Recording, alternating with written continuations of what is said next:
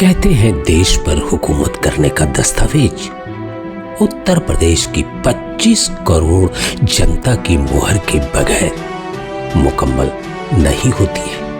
अगर उत्तर प्रदेश एक अलग देश होता तो यह दुनिया का 5वां सबसे ज्यादा आबादी वाला देश होता। इसी उत्तर प्रदेश में एक जिला है बहराइच। इस जिले के उत्तर पूर्वी छोर पर स्थित है भिनगा परगना। उत्तर में यह भिनगा परगना नेपाल से घिरा हुआ है। भिनगा शब्द आते ही एक राजा, एक सन्यासी, एक तपस्वी और राष्ट्र निर्माण के लिए अपना सब कुछ न्यौछावर कर देने वाले एक वीतरागी का चेहरा याद आता है। भिनगा से काशी की यात्रा एक राजा से सन्यासी की बेमिसाल यात्रा है। आइए सुधीजनों, इस 100 साल की यात्रा के कुछ पन्ने हम आज पलटे।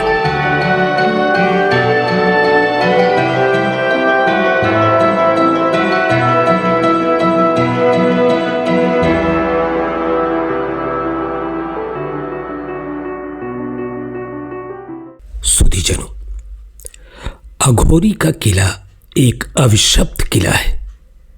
यह किला सोनभद्र जिले में चौपन से 8 किलोमीटर की दूरी पर स्थित है। इस किले से मंजरी और वीर लोरी की प्रेम गाथा जुड़ी है। कहते हैं किले के अधीश्वर मुलागत के दुष्चरित्रता से व्यथित होकर कभी मंजरी ने श्राप दिया था कि इस किले पे जो भी शासन करने वाले होंगे वो निर्वंश हो जाएंगे। आज भी मंजरी और वीर लोरी की अमर प्रेम गाथा को लोरी कायन के अंतर्गत लोक गीतों में गाया जाता है। इस किले पर कवि खरवार और चंदेल वंशी राजाओं का शासन था। इसी अघोरी के बड़हर किले के चंदेल वंशी राजा श्री रघुनाथ शाह की कनिष्ठ पुत्री रानी मुरार से राजर्षि उदय प्रताप सिंह जूदेव की शादी हुई थी। 19 वर्ष की अवस्था में राजर्षि ने गृहस्थ आश्रम में प्रवेश किया। 1873 ये वो वर्ष था जब श्री सुरेंद्र विक्रम सिंह का जन्म काशी में हुआ। बाद में चलकर 2 पुत्र और 2 पुत्रियों का जन्म हुआ पूज्य राजर्षि के परिवार में। इस प्रकार राजर्षि की कुल 5 संतानें हुई। सुरेंद्र विक्रम सिंह ने भरी जवानी में इस दुनिया को अलविदा कह दिया। यह आघात राजर्षि के लिए भारी था। इस आघात ने राजर्षि को संसार से विरक्ति के मार्ग पर डाल दिया। आपके द्वितीय पुत्र श्री महेंद्र विक्रम सिंह ने राज्यभार को संभाला। युवराज राजर्षि के काशीवास की अवधि के अंतर्गत 7 वर्ष तक राज्य के शासन को संभाला, पर भाग्य को यह भी पसंद नहीं था। आप भी कच्ची उम्र में अपने बड़े भाई के अनुगामी हो गए, दुनिया से पर्दा कर लिया। कौन जानता था इस शोक की प्रतिक्रिया स्वरूप एक दिन मंगल का अभ्युदय होगा। भविष्य की गर्त में क्या छिपा है कौन जाने। हमारा शंकालु मन झूठ को भी मान लेता है और कभी कभी सच को भी नकार देता है।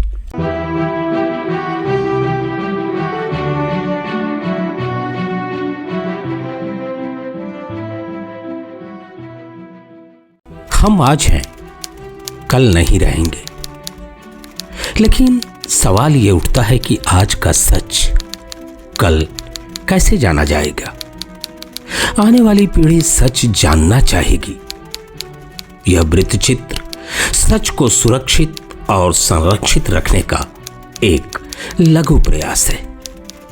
इस वृत्तचित्र का मकसद किसी को असहज करने का नहीं है। यदि सच से कोई असहज हो रहा है तो इस संदर्भ में सच की अपनी कोई भूमिका नहीं है। ईश्वर आपको सच स्वीकार करने की क्षमता प्रदान करे, इसी मंगल कामना के साथ आपका अरविंद। याद रखिए सुधीजनों, संपूर्ण सृष्टि में दो संस्कृतियों के अंतर्गत ही लोग अपना जीवन यापन करते हैं, देनदार संस्कृति और लेनदार संस्कृति। इसे आसान भाषा में यदि अर्थ के करीब ले जाऊं तो इसे हमें समाज को देने वाले या फिर समाज से लेने वाले के रूप में समझने का प्रयास करना चाहिए। पूज्य राजर्षि ने देनदार संस्कृति के अंतर्गत अपना जीवन यापन किया। राजर्षि को भिनगा में सोमाया जी के नाम से स्मरण किया जाता है। हाँ सुधीजनों, शायद आप भी पहली बार सोमाया शब्द सुन रहे होंगे। सोमाया जी ने अपने जीवन पर्यंत भिनगा में सोम और अग्नि स्तोम यज्ञ किया। सर्वाधिक सोम यज्ञ करने के कारण भिनगा के लोग आदरपूर्वक राजर्षि जी को सोमाया जी कह के संबोधित किया करते थे। बीतरागी होने के बाद राजर्षि ने काशी को अपना आध्यात्मिक देनदार संस्कृति का केंद्र बनाया। पुत्रों की असामयिक मृत्यु के बाद पूज्य राजर्षि सन्यासी जीवन की तरफ अग्रसर हुए। शांति की कामना से आपने दुर्गा कुंड की कोठी में आकर सादा जीवन बिताना प्रारंभ किया। काशी आने पर आपने अनुभव किया कि अनाथों की सेवा के लिए किसी स्थान की अत्यंत आवश्यकता है। कामाख्या पर आपने एक अनाथालय की स्थापना की। उसके भवन निर्माण के लिए आपने 23,000 रुपए का दान किया था। इतना ही नहीं सुधीजनों, उसके स्थायी कोष में 12,03,000 रुपए का योगदान भी दिया। तब से यह भिनगा राज अनाथालय जिनका कोई नहीं, उनका सहारा बना हुआ है। राजर्षि ने भारत की अन्य संस्थाओं को भी मुक्त हस्त से दान दिया। बहराइच के लायल हॉल के लिए 12,000 रुपए, लखनऊ के काल्विन तालुकेदारी स्कूल के लिए 20,000 रुपए, भारतीय सहायता फंड के लिए 10,000 रुपए, मेडिकल कॉलेज लखनऊ के लिए 5,000 रुपए, बौद्ध मंदिर सारनाथ, जी हां, जिसे आप वर्तमान में मूलगंध कुटी बिहार के रूप में जानते हैं, 3,000 रुपए में वहां की जमीन क्रय कर राजर्षि ने बौद्धिस्टों को दिया। कन्या पाठशाला काशी को आपने 10,000 रुपया दिया। राजर्षि की देनदार संस्कृति का सबसे बड़ा उदाहरण सर हिवेट क्षत्रिय हाई स्कूल बना। अपना नाम तक पूज्य राजर्षि ने इस विद्यालय से नहीं जोड़ा। सुधीजनों, 2 प्रश्न का उत्तर देना आवश्यक है। आखिर सर हिवेट कौन था और पूज्य राजर्षि ने विद्यालय से अपना नाम क्यों नहीं जोड़ा?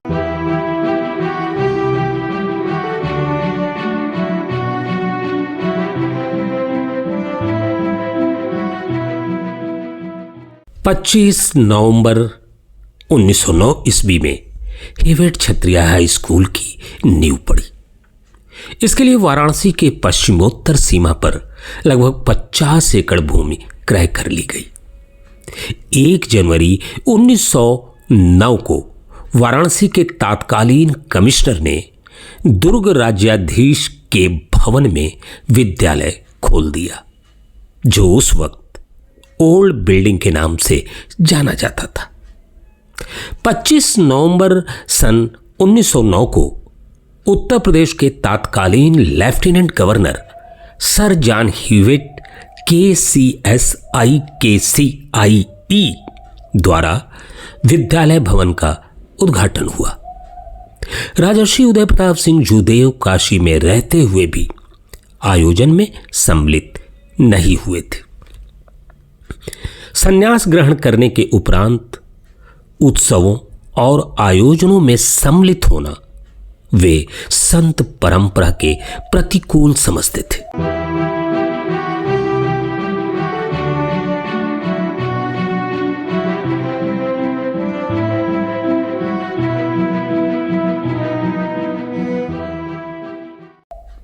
उक्त अवसर पर आपने जो संदेश भेजा था वह कुछ इस प्रकार था।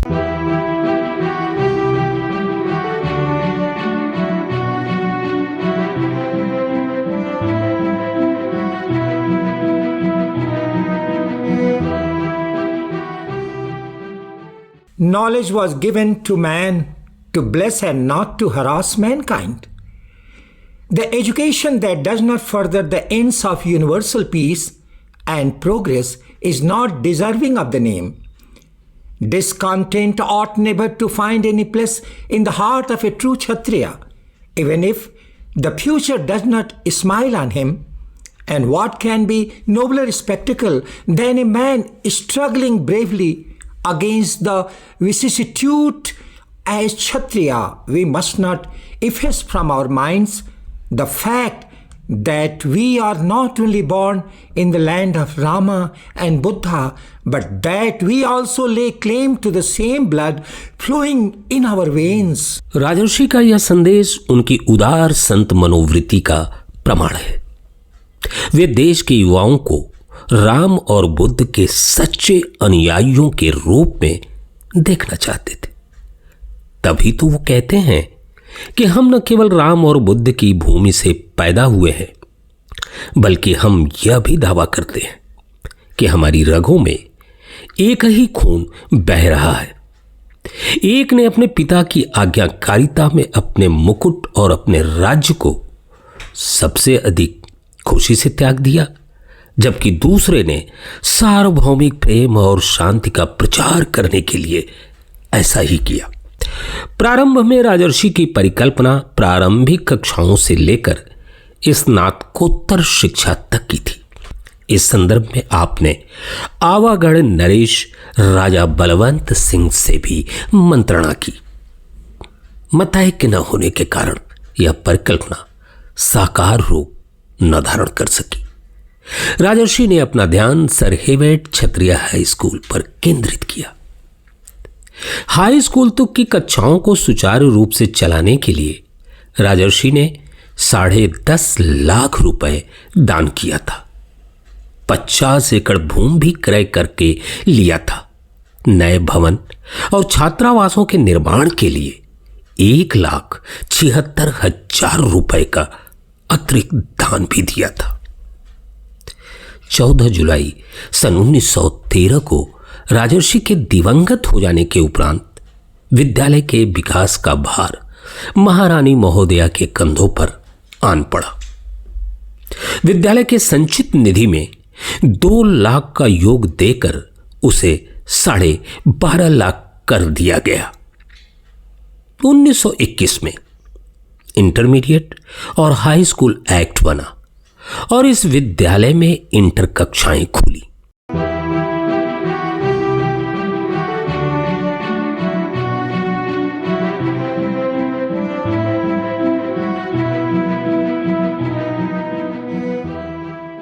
तब आपने 75,000 रुपए विज्ञान प्रयोगशाला निर्माण के लिए दिया और संचित निधि में 6 लाख की अतिरिक्त वृद्धि कर दी। इस प्रकार विद्यालय के पास 18.5 लाख रुपए संचित निधि के रूप में जमा हो गए। राजर्षि ने संचित निधि को हेवेट क्षत्रिय हाई स्कूल संचित निधि कोष में सुरक्षित कर दिया, जिसे हम आज इंडोमेंट चैरिटेबल ट्रस्ट के नाम से भी जानते हैं, और नियम बना दिया कि इस धन का केवल ब्याज ही विद्यालय इस्तेमाल करेगा।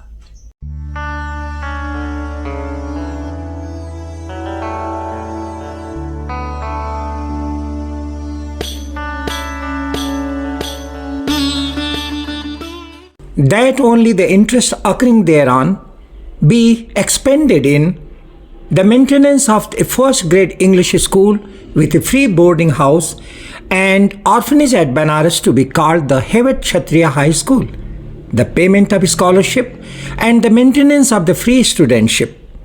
Extract from the order of the Government, United Provinces, Educational Department, 14 December 1908, in the matter of the Hevet Kshatriya High School Endowment Trust, Banaras. विद्यालय के प्रबंध और संचालन का भार स्थानीय सरकार के कंधों पर डाला गया।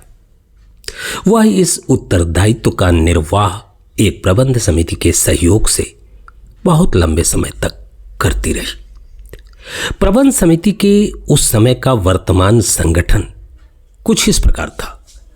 कमिश्नर वाराणसी क्षेत्र इसके सभापति हुआ करते थे। Director of public instructions, collector Varanasi जनपद, जिला विद्यालय निरीक्षक वाराणसी और वाराणसी के सिविल सर्जन इस प्रबंध समिति में शामिल थे। भिनगेश द्वारा एक सदस्य इस प्रबंध समिति में अपना मनोनीत किया जाता था।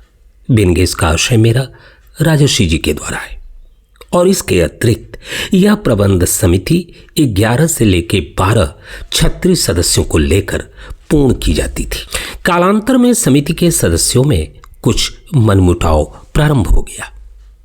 अतः 24 अक्टूबर सन 1953 को उत्तर प्रदेश सरकार ने प्रबंध समिति को भंग करके विद्यालय का प्रबंध अपने हाथों में ले लिया।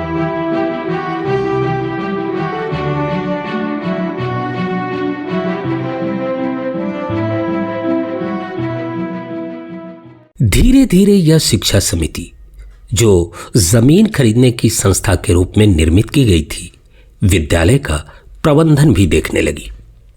अब राजर्षि द्वारा स्थापित प्रबंध समिति की जगह शिक्षा समिति विद्यालय का प्रबंधन देख रही थी, जो आज भी वर्तमान में कार्यरत है। शिक्षा समिति के कार्यकाल में 1962 में राजर्षि शिशु विहार, 1964 में रानी कुमार बालिका इंटर कॉलेज, 1994 में उदय प्रताप पब्लिक स्कूल और 1999 में RSMT की स्थापना हुई। और कमाल की बात है कि RSMT आज भी वर्तमान में कुर्ग भवन में ही संचालित हो रही है। राजर्षि की सकारात्मक सोच का आवरण चतुर्दिक विद्यालय पे आच्छादित रहा। उस सूर्य की प्रकाश पुंज में ही सारा विकास फलता और फूलता रहा। संपूर्ण निर्माण कार्य राजर्षि के केंद्रीय सोच के इर्द गिर्द ही साकार होता रहा। कैसे? आप स्वयं इस चार्ट को देखें और निर्णय लें।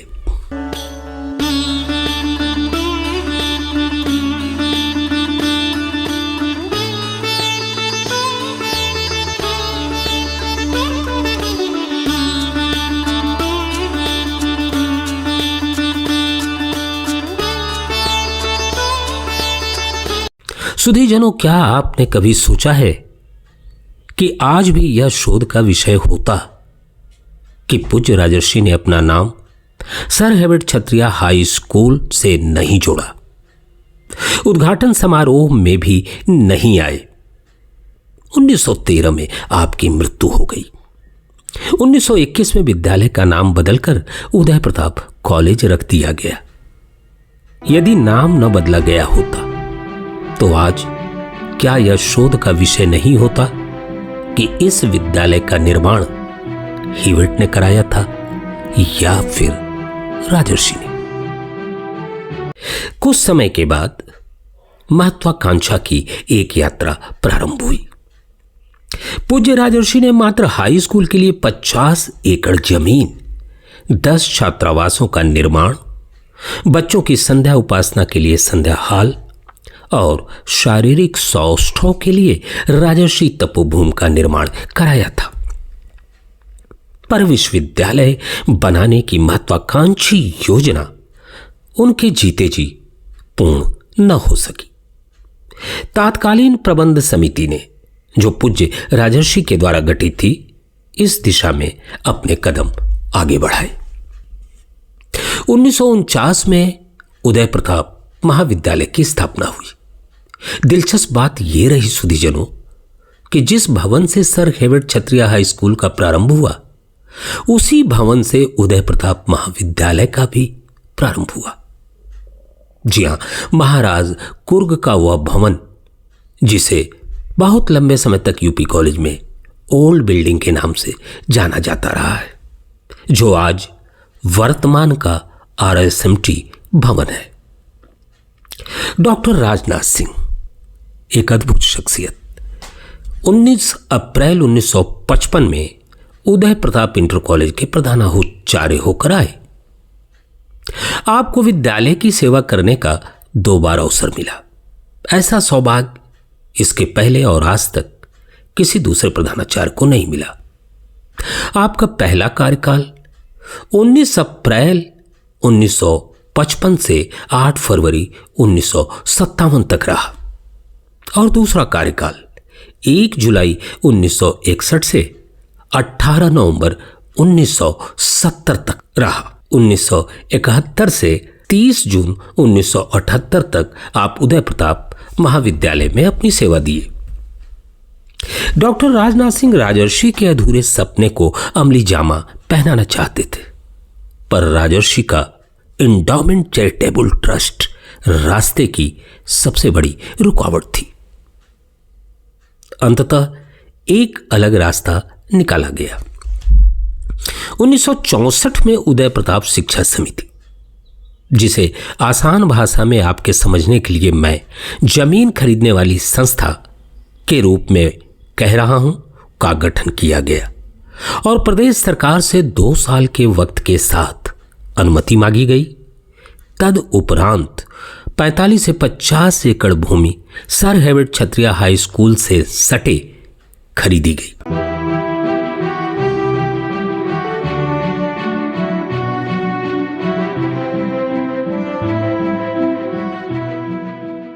बाईस जनवरी 2025 की सुबह एक सुखद समाचार राजर्षि के मानस पुत्रों को प्रातःकालीन अखबारों से मिली।